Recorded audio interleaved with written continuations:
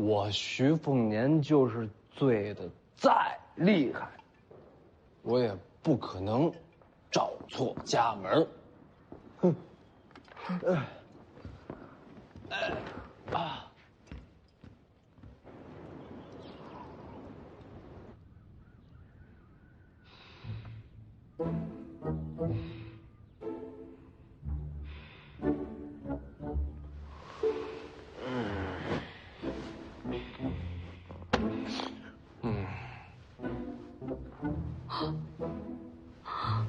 徐凤年，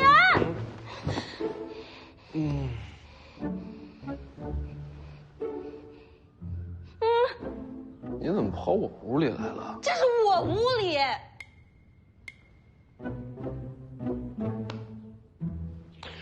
没事，我就是昨天晚上喝多了，走错路了。你别担心，我跟大家解释清楚。什么都别说。 啊！千万别说！我告诉大家是我走了。那你喊这么大声，外边都听见了。不要解释啊！你快点走！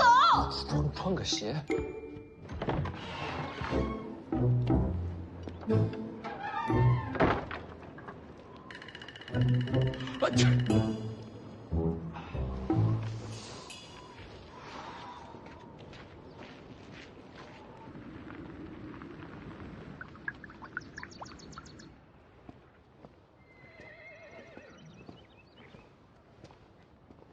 王爷，一切都已备好，我们随时出发。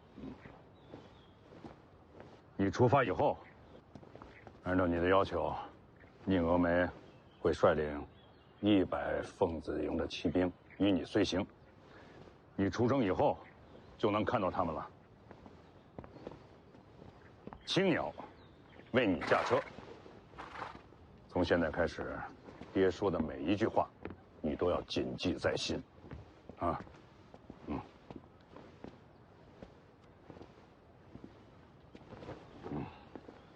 王爷，世子。魏舒阳。王爷，魏舒阳，博学多才，尤其是在武学上的造诣非常了得。以后啊，你要多仰仗他。魏爷辛苦了，世子不辛苦。他叫舒修啊，你是见过的。他呀，熟知江湖上的各种门道，如遇什么特殊情况，你可问他。 什么都可以问哦。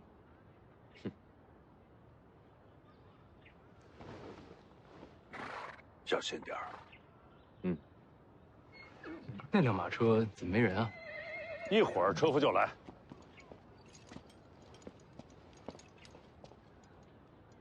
你跟过来干什么？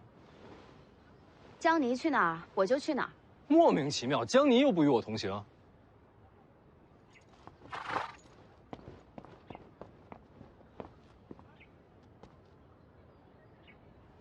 你是？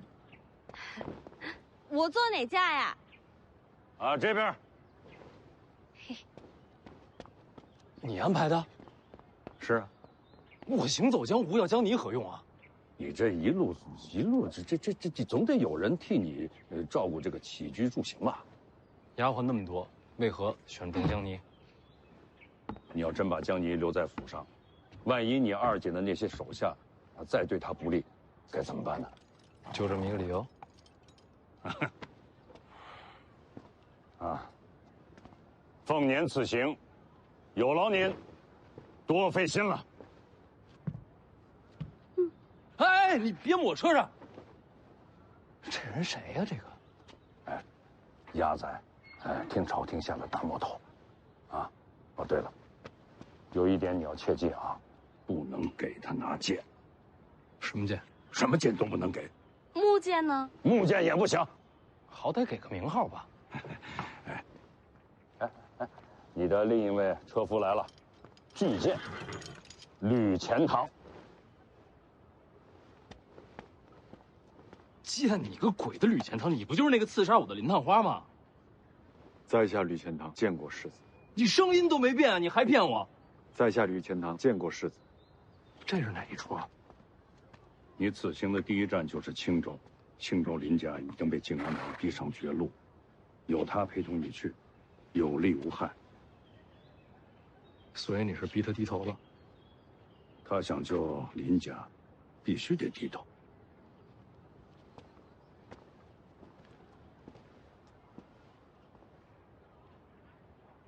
百足之虫，死而不僵。你们林家在青州还存有一口气，想要保住这口气，别忘了我跟你说的话啊。是。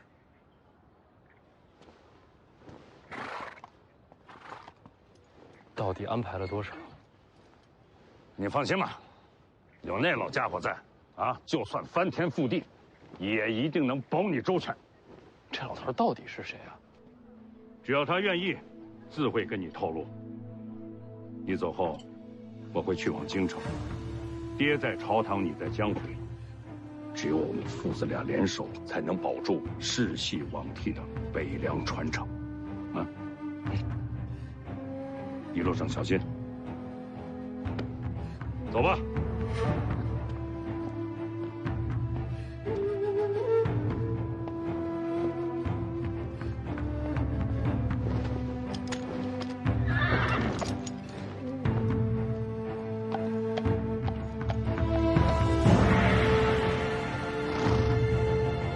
你这一路还有多少计划？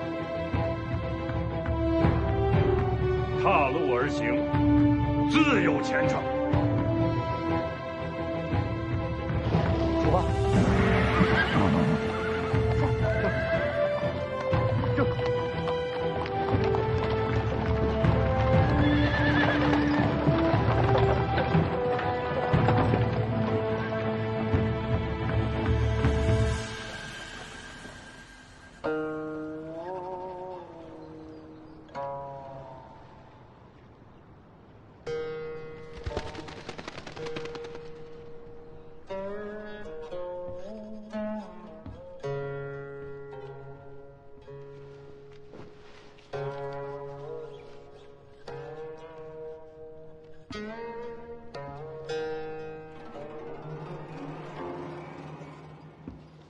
北凉来信了，出什么事了？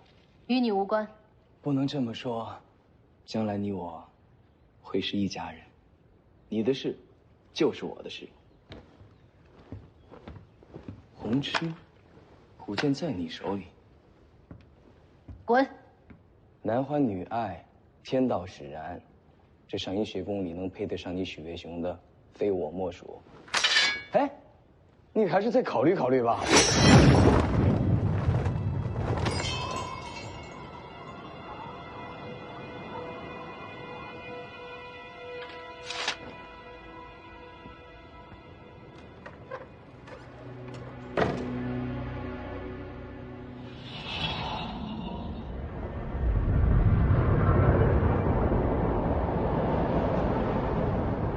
您怎么亲自来了？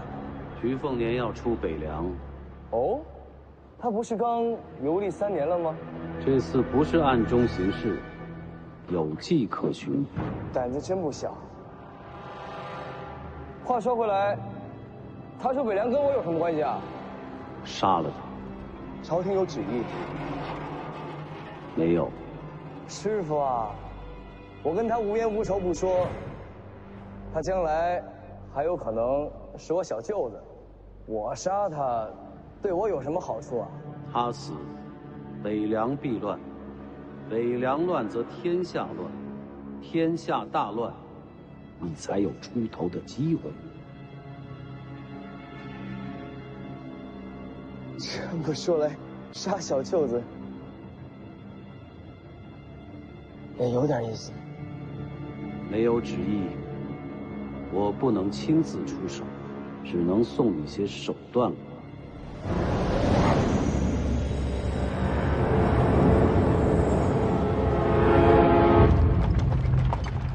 凤子营100名骑兵，就在前方后面。我还以为你一出灵州就不管我，直奔龙虎山而去了。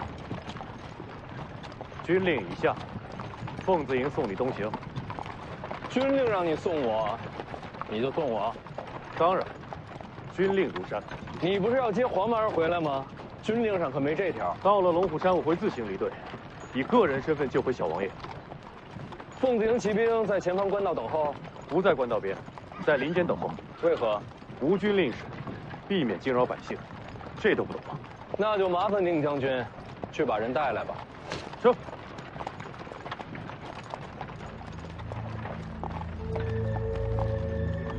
世子，请留步。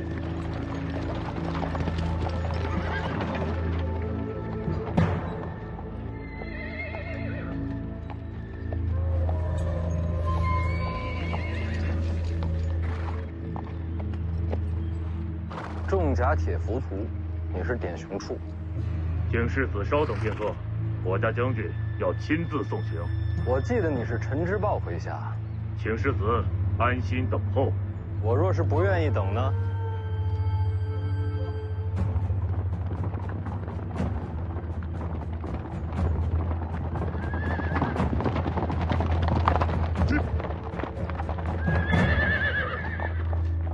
世子出行也不使唤一声，路球愿为马前卒，为世子这边坠镫啊！姓典的，让路。楚将军，你这弩怕是射不穿铁浮屠的生铁甲。要不你试试？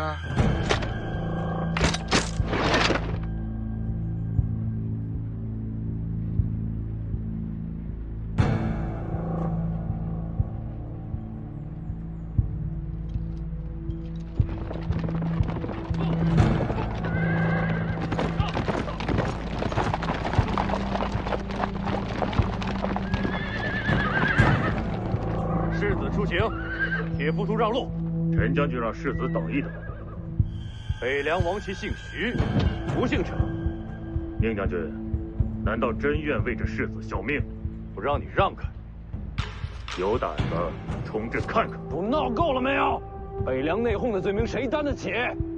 我再给你最后一次机会，让开，准备冲阵！瞄着！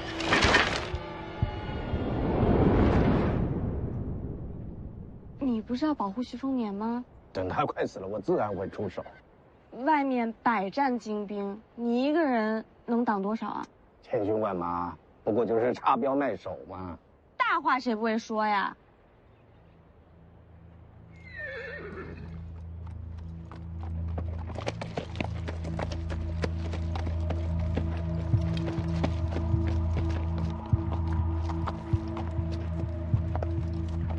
陈之豹，你小心点啊！万一我这有人松了弦，你不知道什么下场啊！我刚出灵州就着急追过来，这么急着想杀我？典雄处，将军，典雄处可护你东西。咱俩关系没这么好吧？为了北凉，你暂时还不能死。为了北凉，要不你先死一死？这没你的事儿，世子的事儿就是我的事。都别争了，我拒绝铁浮屠同行。有宁峨眉的凤子营就够了。他素来厌恶你，若要保护你，恐怕不能尽心竭力。难道你和典雄处还能欣赏我不成？有我下令，典雄处就是死，也会护住你。不需要。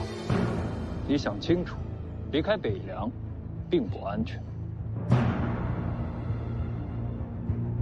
宁峨眉，在，到龙虎山之前，你能护住我性命吗？只要有军令在，凤子营不死绝，你就不会有事。比起你，我更相信他。铁浮屠归营。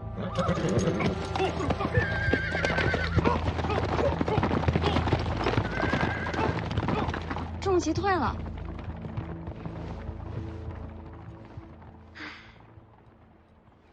你担心那小子？谁担心他了？我是担心我自己。外面骑兵对冲，徐凤年有你保护，我能怎么办？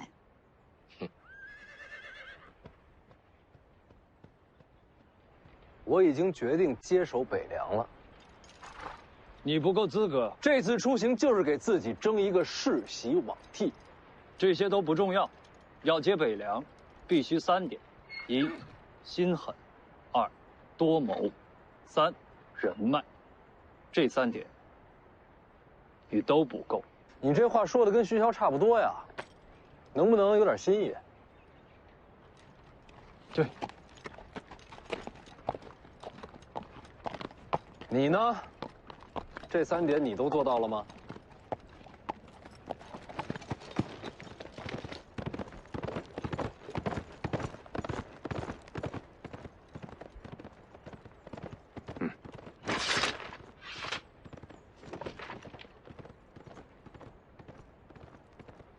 就这一个，要不咱……我倒是挺看好他的。这家伙是有点本事，所以他才留不得呀。别胡闹，世子，可不该把世袭罔替的事给说出来。这种事儿瞒不住人的，提前说出来，对北凉也好，京城也好，都让他们提前做个准备。你回吧。陆球要护着世子出北凉呢。徐骁马上进京，到时候你护着他。真的？就这么说定了。想得明白，世子一路小心。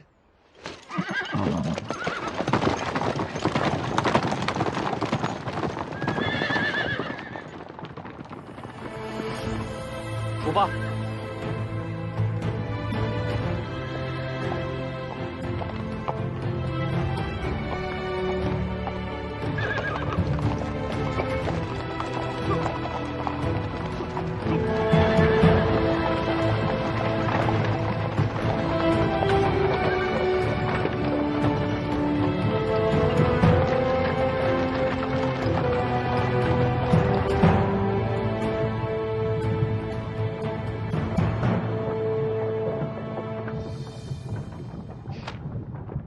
看什么？嘿嘿，小丫头资质不错，想不想跟我学点真本事？不学。为啥不学？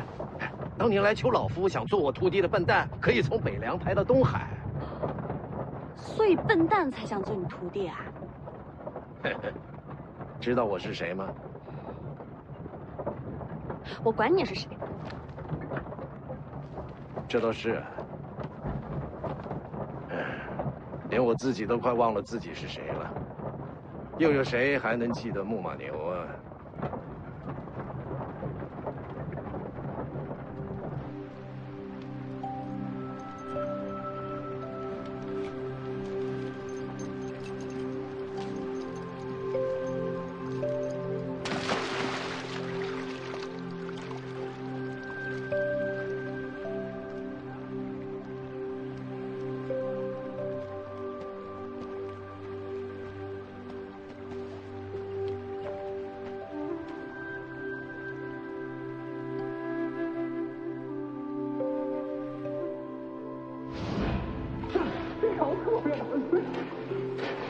好不容易有一条牛给弄跑了。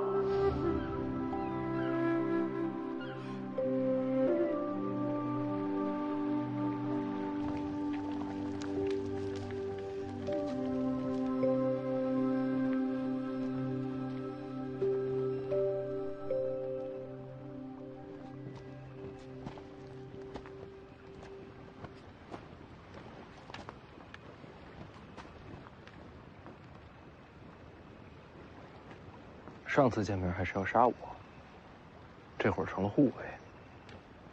习惯了就好。我记得上次不是这把剑。此剑名为赤匣，是上主国给我的。你是读书人。读书人也会用剑。读书人心性难测，说不准哪天你还会拿剑刺我。只有你活着，上主国才会给我林家最后一条生路。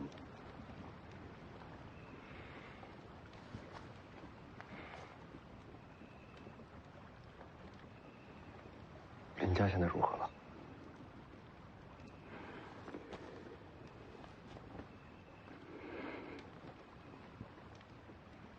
已经被靖安王抄家。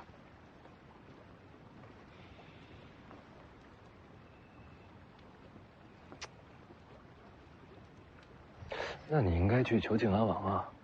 你投靠徐骁有什么用？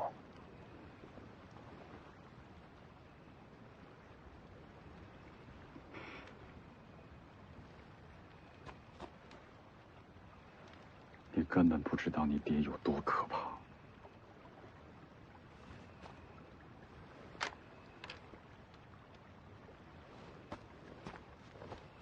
就算改名换姓，他也终究姓林。你想说什么？这样的人留在身边，恐有祸端。我看过他的眼神，他连命都可以不要了。这种人杀不杀都一样，心已经死了。那我替世子时时刻刻盯着他。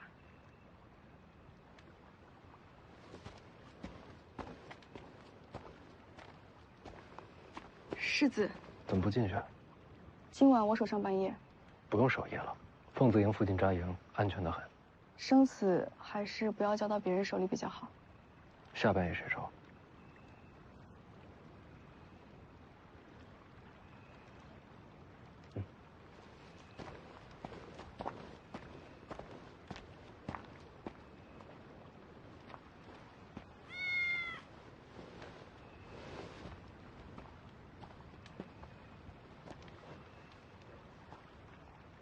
我们已经出灵州了。我知道啊。既然已经出了北凉，那我们就有机会了。什么机会？逃啊！去哪里？去哪里都比这儿强。你有没有想过，徐凤年入江湖，徐骁为什么指明要你跟着？你想过最坏的可能是什么？我死。对啊，说不定就要死。徐骁杀了这么多人，为什么偏偏让我活着？关键时刻，楚国公主的命还是挺有用的。他要杀你？不是杀我，是拿我的命换东西。江离呢？前辈哪里人？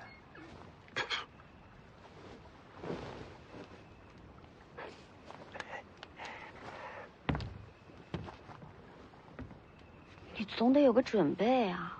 我这不是在读书呢吗？读书能有什么用？武功你还能现学啊？读书收钱，我这一本读下来能收7贯。都什么时候了，你还想着赚钱？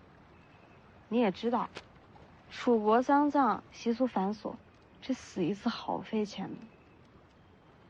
我就一直在想，我无亲无故，亡国亡家。等我死了，这要是连葬礼都办不全，是不是太可怜了？你赚钱是为了给自己下葬。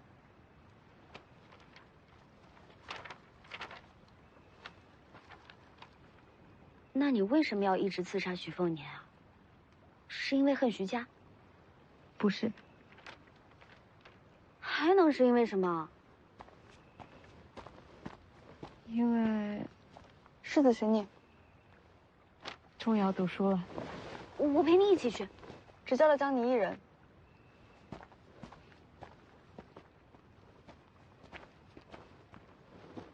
我钱盒子放帐篷了，我一定替你守好它。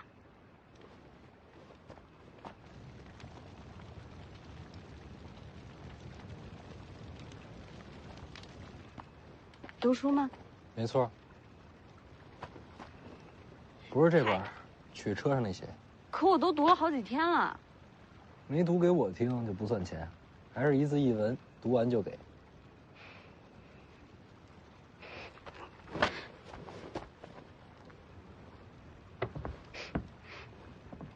你不觉得难闻吗？是啊，闷了一天是有些难受。篝火那边烧了热水，你自己去洗手洗脚去。我不洗干净别回来。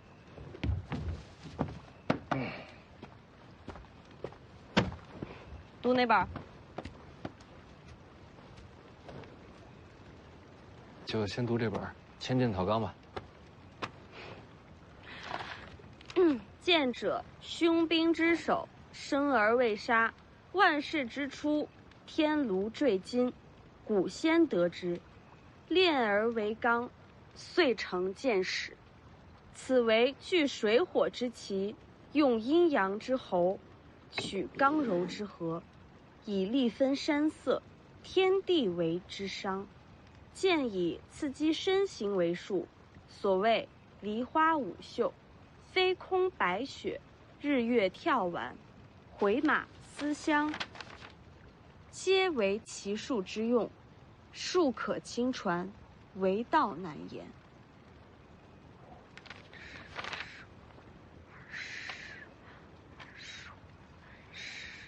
接着读啊！我数数多少字？读完一块儿算。55、60、65、70、75、80、85、90、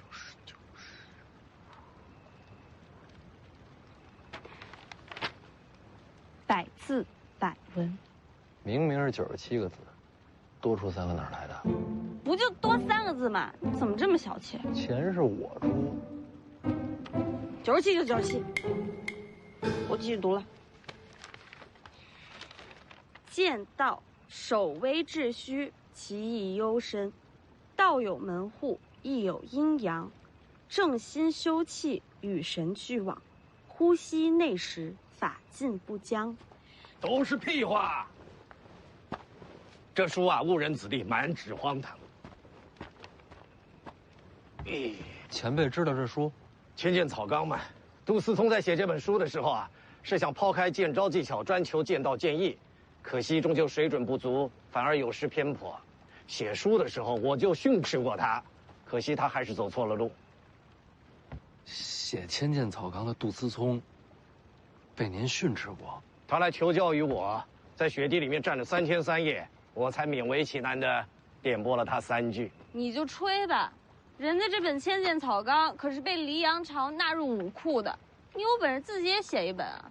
老夫一向独来独往，心中万千气象，不屑付诸笔端。还吹，没完没了了。我继续读了。前辈都这么说了，换这本《杀精剑诀》试试。杀精剑诀。入海千里，有声巨兽，乘潮而行，其声如雷。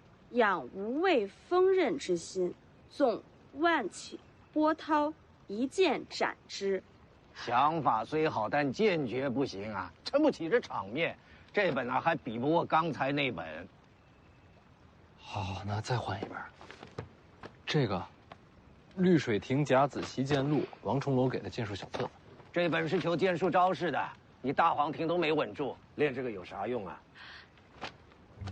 太玄感应篇，有物混成，先天地生，唯相无形。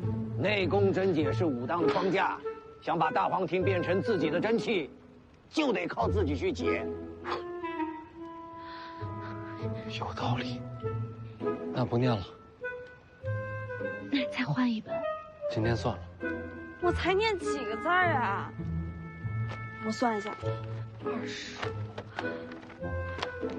，195个字，195文钱。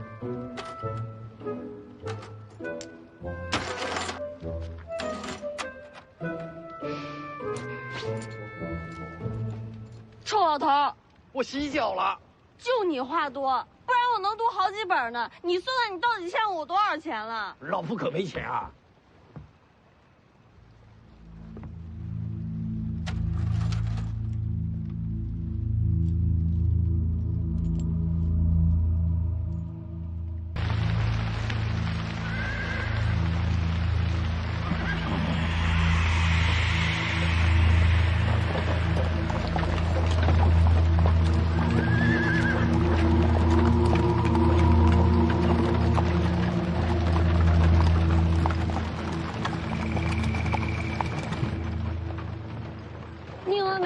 凤自营呢？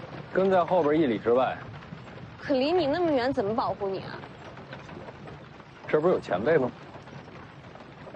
姓徐的小子心机深呐，他调开凤子营就是盼着有杀手出现。想看你出手，从你手段猜你身份。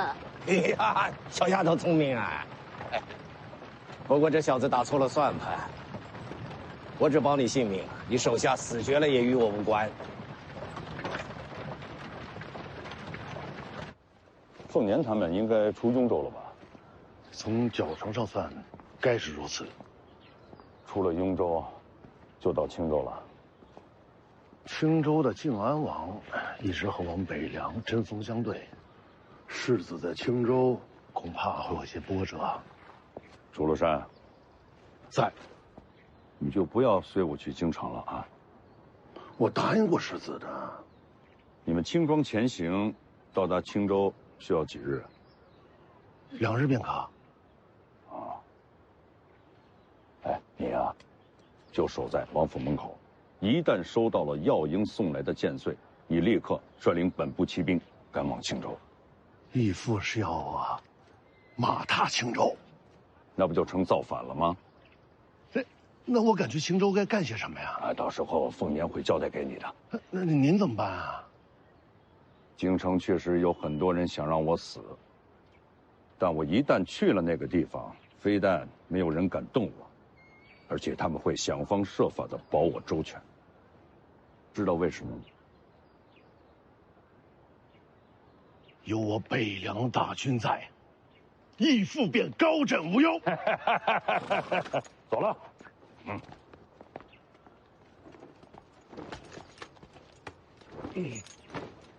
义父，哎，北凉军权交与谁手啊？啊，镇守北凉，非陈之豹莫属。走。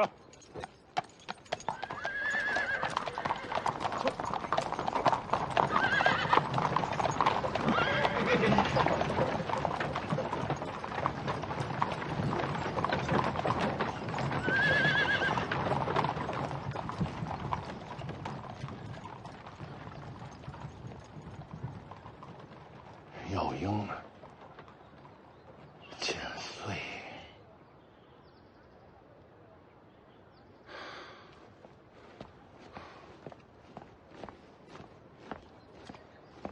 把床给我搬过来，老子就要在这儿等剑穗。老子跟你们说话了，搬床去。是了，快去。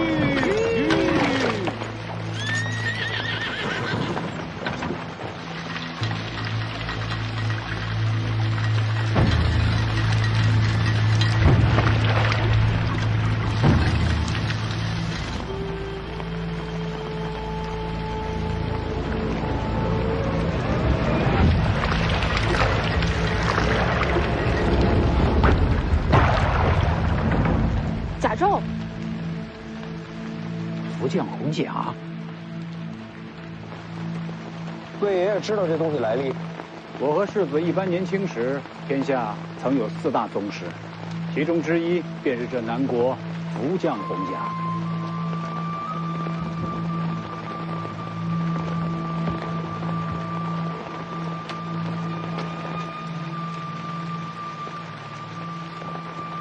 前面拦着那个就是。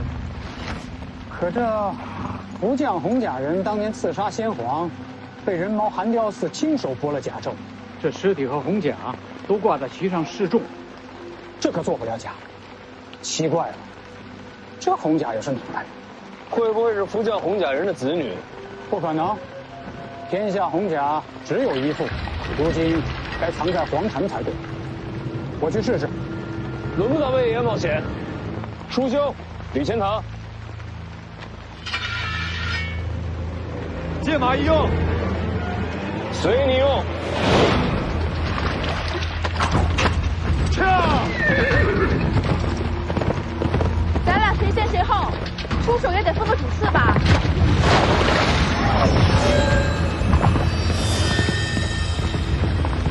我的。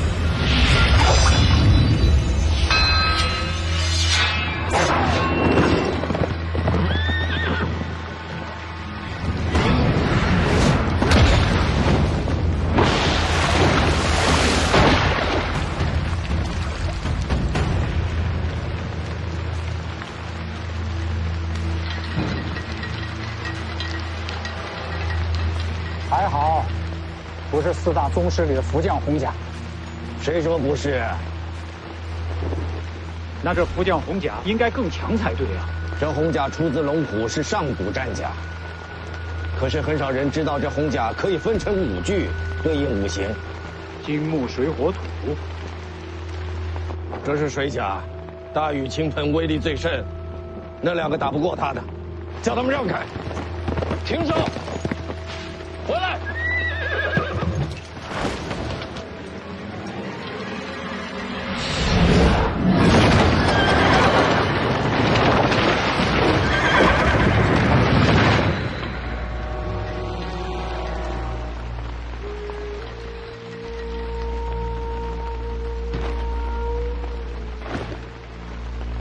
朝我来的。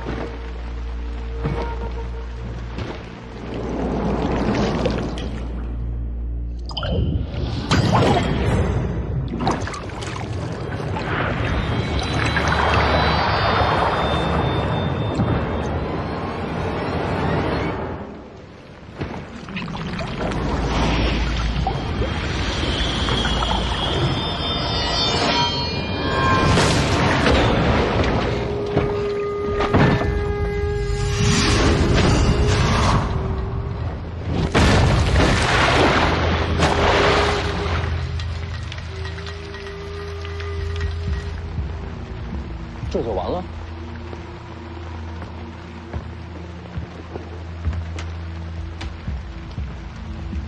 福将洪甲一化为5，确实不如归一时强悍，可也不至于那么容易被击败。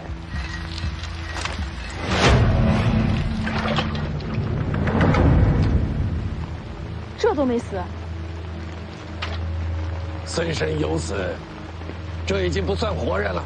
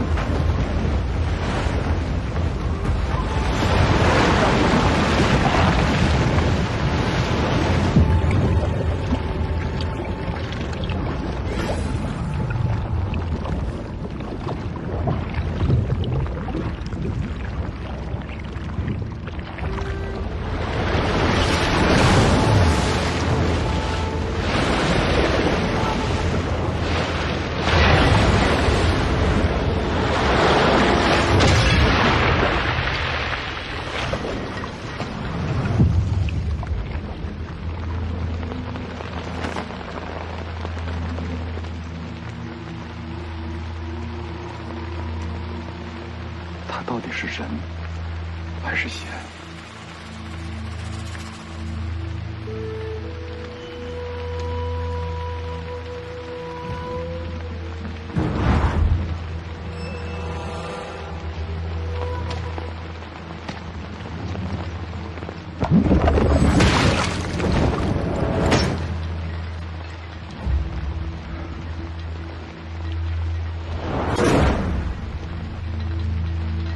知道他好强，我怕是对付不了。小舅子还真不好杀，硬杀没戏，再找机会吧。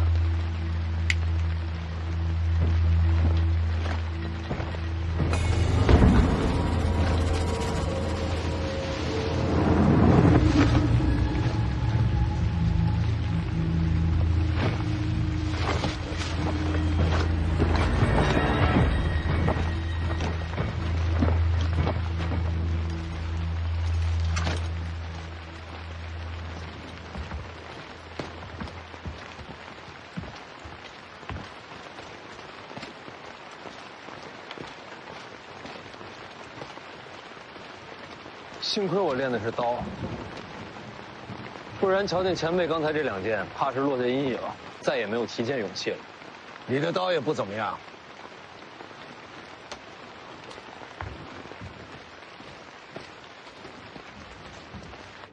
哎，呵呵，怎么样，小丫头？比不过白虎脸。那丫头是不错，可与我相差甚远啊。人家双刀舞的比你好看，嘿嘿，我也会漂亮剑法，长得也比你好看啊，这也能比呀？所以我不做你徒弟，别想了。你的天赋真的不比外头那小子差，若跟我学剑，必成大器。我这身份，本事越高，死得越快。你怕姓徐的小子杀你啊？我看他舍不得。呸！那家伙阴险毒辣，什么事做不出啊？我教你啊，保你胜过他。不学，练武太苦。想学的时候记得告诉我啊。为什么非要教我？你天赋不错，还有那蛮不讲理的精气神也合我心意。嘿嘿。他呢？那小子天赋不错，只是心思太深，还得再看看。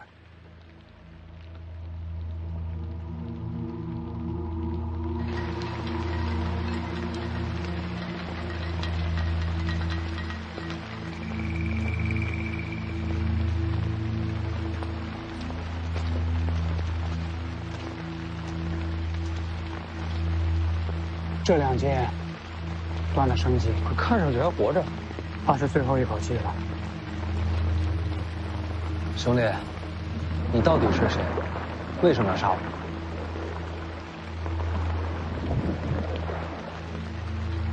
看来是不想说。他不是不想说，是不能说。怎么讲？我看了，这人神智受损。神智受损？刚才出手可不像。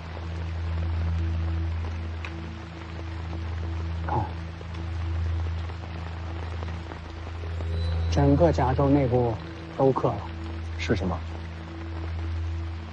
其中奥秘，就怕要问车上的人了。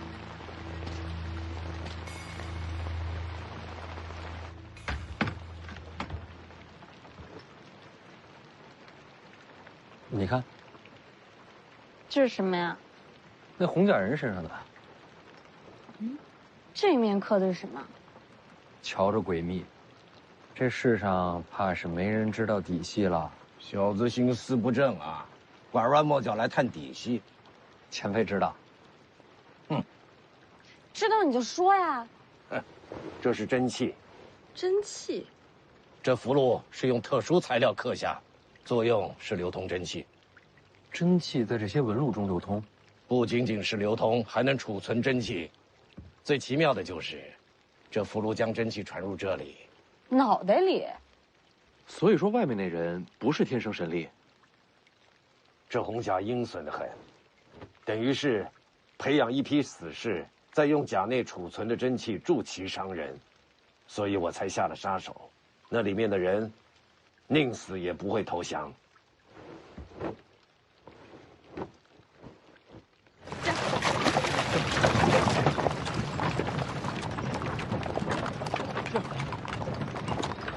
人埋了也就算了，怎么还把那套甲带走了？如此手段，研究看看。前辈说这福将红甲一共5具，虽说这次只来了1具，难保下次不会全都出现。谁说这次只来1具？方才在树林里还有3具等着。就刚才？那为什么没出现啊？当然是怕了老夫了。等等，这样加起来也不过4具，还有一个呢？我怎么知道啊？不好，宁峨眉。世子，世子，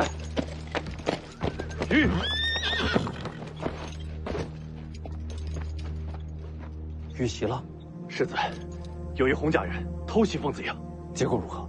是在下无能，凤子营死伤了40多人，都无法留住那个人，只是将其逼退，最终还是被他逃脱了。宁峨眉甘愿领罪，只求世子饶了凤子营剩余的将士。按北凉军律，作战失利，兵将无能，是何责罚？最少鞭打，最重斩首。我们这边也遇上了洪家人，他们两个对此可是束手无策。你能将其逼退，已是难得。我再多问一句，激战中，凤子营可有未战后退之人？一步未退，只有战死的凤子营，没有逃命的北凉兵。好，死伤过半，勇战不退，可称骁勇之士。此战凤子营勇战得胜，有功无罪。起来吧。宁峨眉替凤子营谢过世子。你把剩余将士带回北凉吧。现在看来，此去东行怕是条死路。北凉铁骑何曾怕死？阵亡的士卒要不要回家？你把他们带回北凉，然后再赶回来。我会放慢速度等你。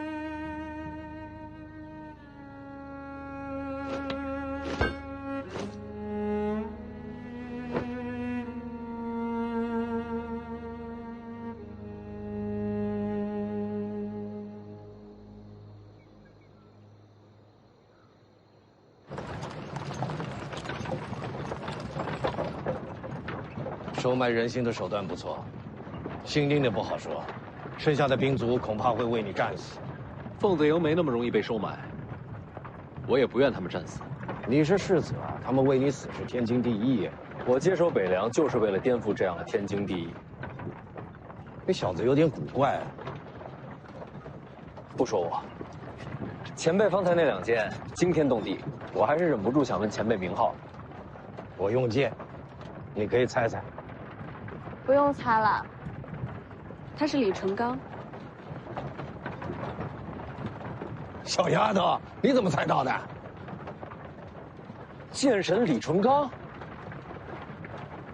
60年前，剑神李淳罡横绝一世，一把木马牛战遍天下，未逢敌手。你的剑我听说过，连我自己都快忘了自己是谁，又有谁还能记得木马牛啊？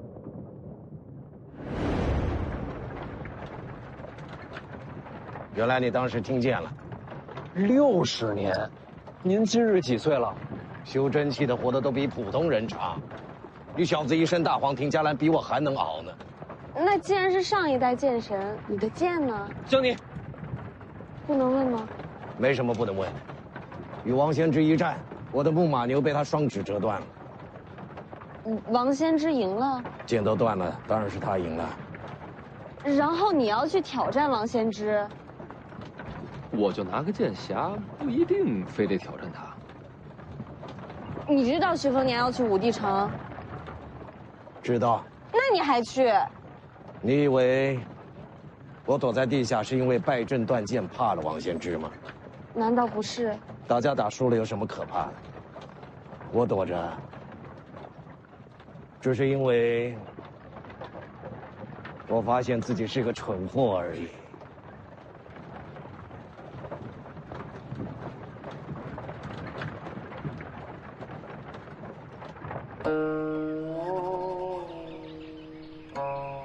世子，咱们要是绕道而行，1天不到就能离开雍州。如果走后山，恐怕要耽搁时日。我知道。世子，车里真是李淳罡？应该不假。这都怎么了？一个名字变成这样。那可是剑神李淳罡啊！江湖代有奇才出，这一位独占鳌头50年，他当年的剑法那是冠绝天下，这风采宇内无双，真是令无数侠女痴迷，天下剑客敬仰啊！顾兄，你也痴迷李剑神吗？我可是听他传说长大的，对我来说，他就像剑神林凡一样。青鸟好像没反应啊。我就是个丫鬟，嫌贫爱富的，对穷老头什么的没兴趣。姓林的，你呢？吕钱塘，你呢？吕钱塘，我好歹是个读书人，他若能考上状元，我便钦佩。这闷葫芦。咱们抓紧赶路，晚上住观里，遮风挡雨。怎么感觉世子越到青城山，就越高兴呢？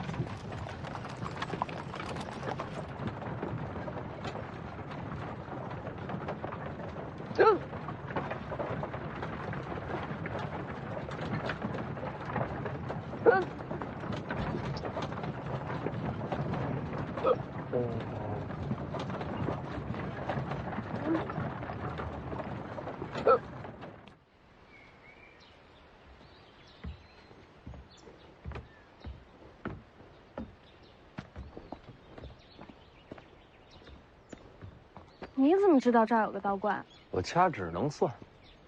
那可真厉害。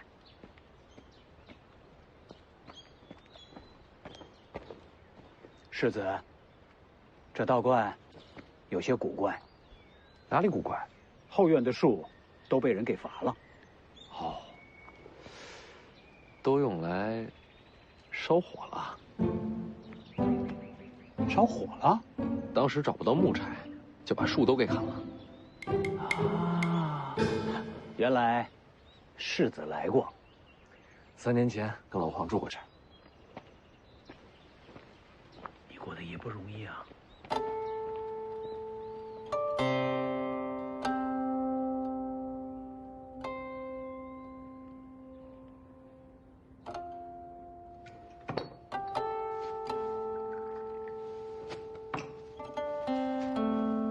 苏修和吕钱塘出去捕猎了，看看能不能搞些野味回来。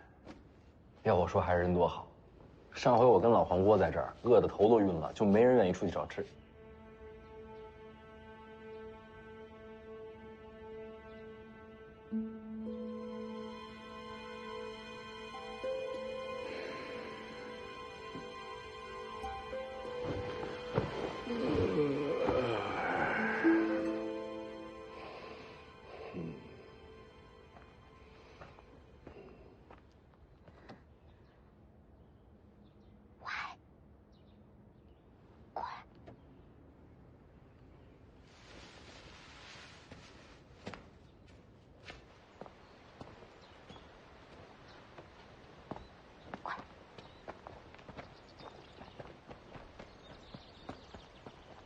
怎么？什么东西？砸人啊！凤子英不在，今晚就是最佳机会。那个吕钱塘之前不是读书人吗？看起来身手一般，我们就把他当做突破口。你倒是挺了解的。你听到我说没有？就这么说定了。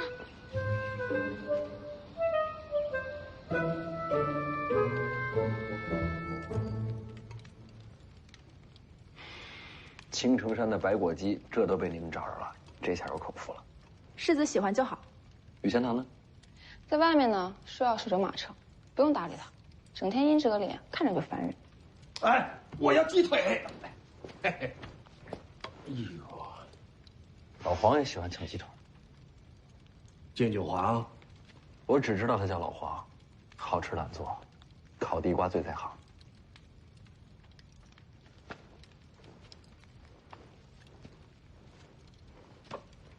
来啊，要吃自己拿。嗯。手上拿根棍子干什么？添把火。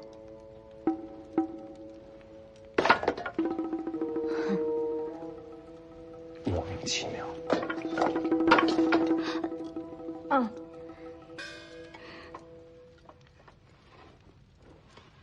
3年前，世子和老黄在这儿待了多久？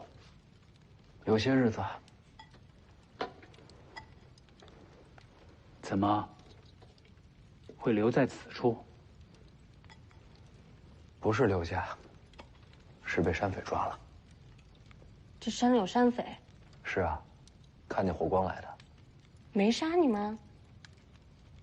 是群傻乎乎的山匪，有老有小，看我跟老黄饿得不行，还分了半只烤鸡给我。还有这样的好事儿？到后来都成了朋友，离开青城的时候给我塞了好多吃的。重游旧地，是想再遇故人。还真挺想见到他们的。若是能看到火光，没准真会出现。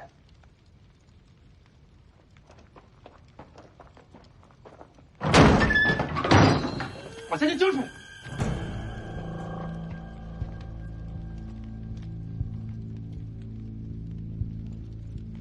人还不少啊。这就是傻乎乎的山匪。不是他们，奇怪了，这应该是他们的地盘。世子，我常在江湖行走，依我的经验看，占山为王的山匪被换了人，就2种情况。还敢聊天？拿我当假人呐？就是。赶紧把钱掏出来！掏出来！站这边，女的站在这边来。第一种被夺权赶走，那第2种呢？被新势力赶尽杀绝。我们一个也不浪费。小丫头还学着别人拿匕首。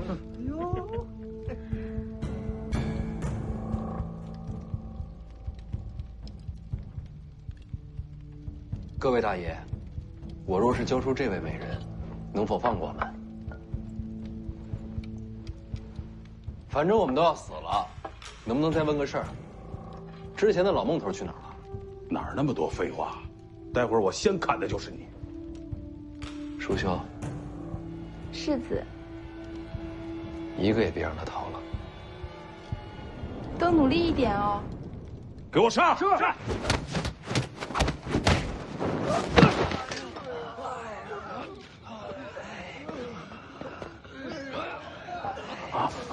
别张嘴走啊，进来聊。饶命！我有眼不识泰山，还望大爷饶命。来青城多久了？1个多月了。时间这么紧，没见自己的寨子吧？寨子是原来人留下的。你把他们杀了？没有没有。但是我知道他们惹祸了。惹祸？惹什么祸了？圈个老神仙，抓走了一个10几岁的小丫头，然后姓孟的那伙人又去登门要人，结果一个都没出来。小雀儿，青阳为什么要抓那丫头？听说青阳的老神仙擅长采阴补阳，可能是看上了。抓进去多久了？我们来之前的事儿，不到2个月。大爷，你还有什么要问的？我都说了。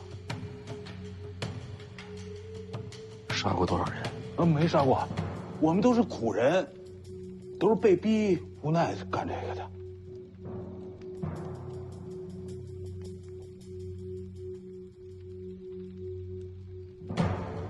魏爷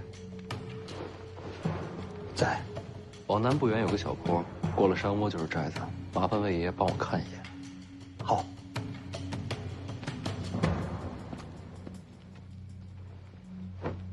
把人给我看好了。世子放心，一个都跑不了。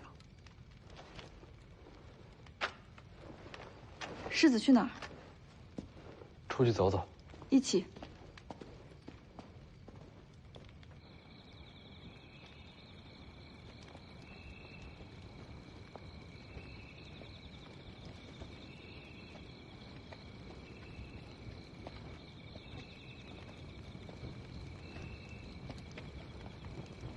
这儿便是阴阳亭，传说青城以此亭为界。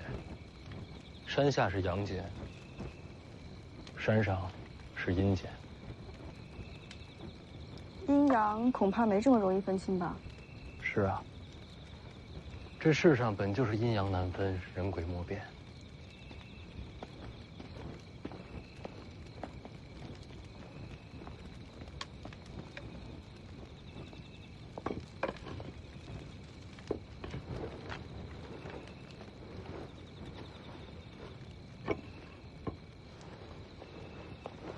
纸笔给我。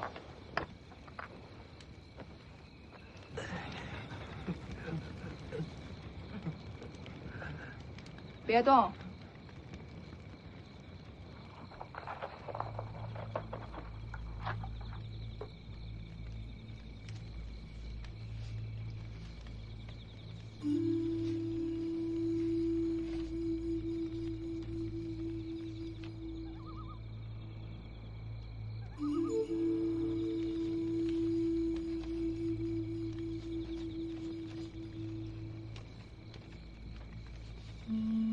世子，这夜这么暗，世子是如何将山势看得如此细致的？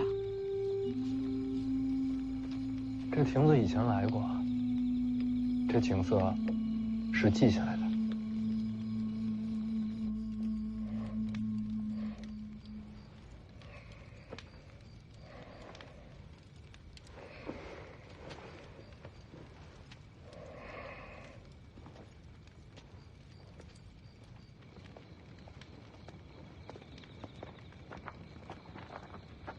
去哪儿？多喝了点水。我怕黑，得找个人陪着。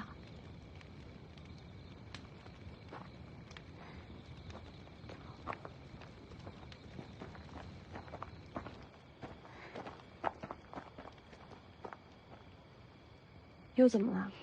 现在人少，正好溜走。没地方可去。哎呀，你别在这儿废话了，反正你先跟我走啊，等我把猫带上。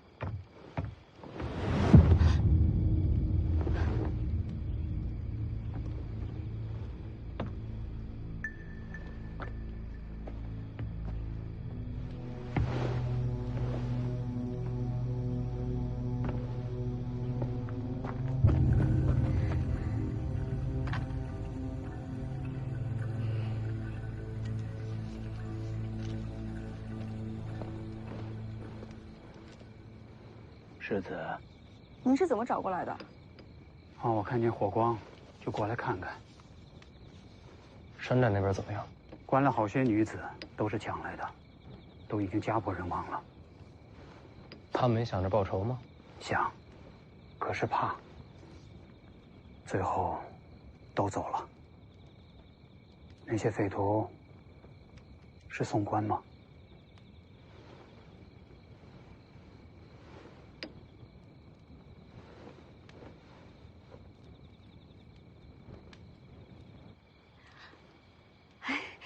我们两个开玩笑呢，我们不想逃，我们两个。徐骁只让我保护徐凤年，其他人和我没有关系。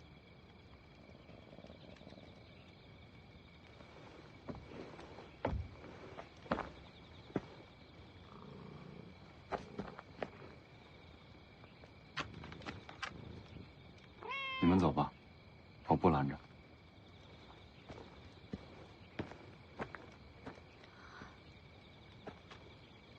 赶紧走走。不用了，北凉离这里不远，我若真跑了，一只信鸽就能把消息送回去。你总得试试吧。没机会，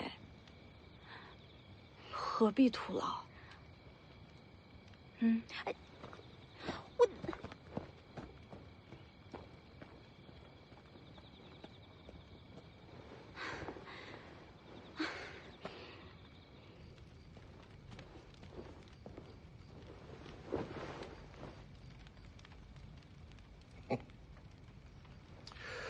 我是觉得你不想走。外面说话你能听到？我想听见就能听见。怎么样，小姑娘，要不要跟我学武功啊？有了一身本领，走也好，留也好，都随你心意。不学。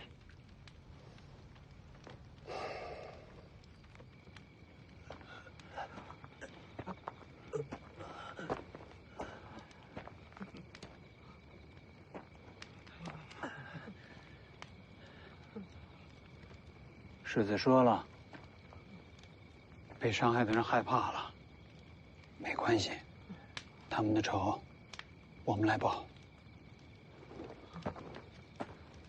这什么意思啊？寨子里面那些女人的话你可不能信，她们都是贱命啊！我们有很多金银财宝，都可以献给你们，只要你们放过我啊！八空。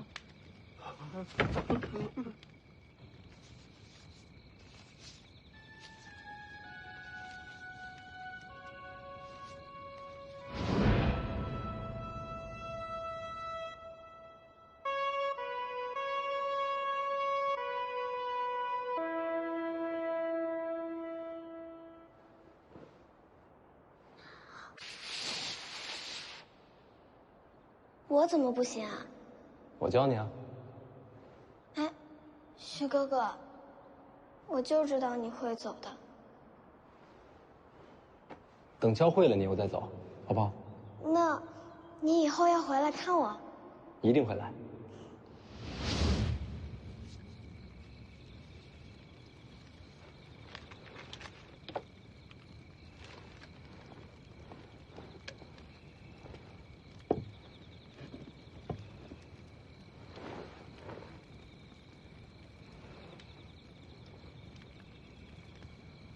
世子大宰，这是把山势都记下来了。总不能白走了这河山。人都杀了，舒修和吕钱塘把人埋了。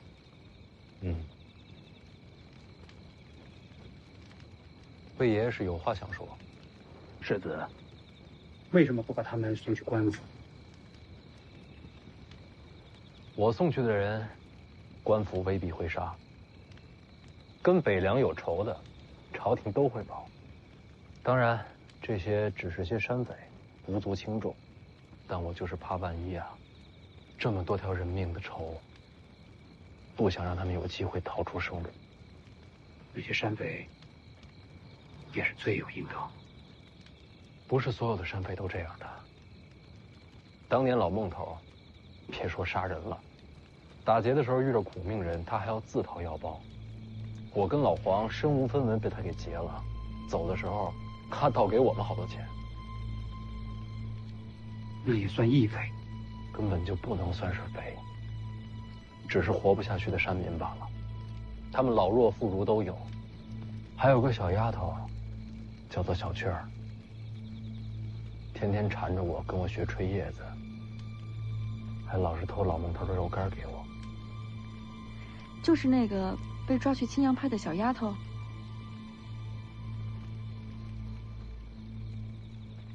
青阳派吴灵素，先帝御赐，青城王名号，自立神霄派，继武陵门派，又是皇室耳目。青城是北凉境外第一关隘，这吴灵素，其实就是暗中监视北凉。我知道，这次路过青城山，本来打算好了，要避开青阳派的。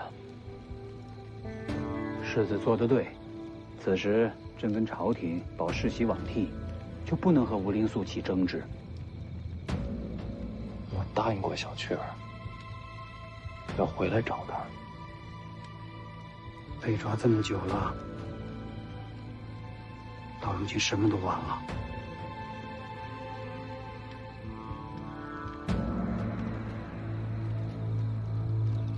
是啊，晚了，救不了了。收了吧。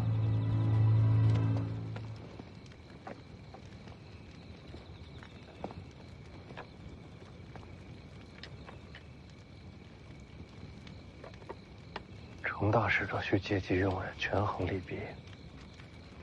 反正人已经没法救了。这账，大不了将来再算。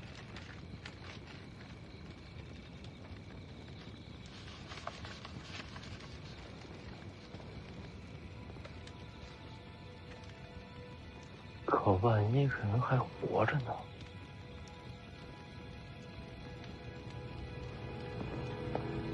世子，大局为重。魏爷爷。我恐怕不是干大事的人，我要闯着青城山，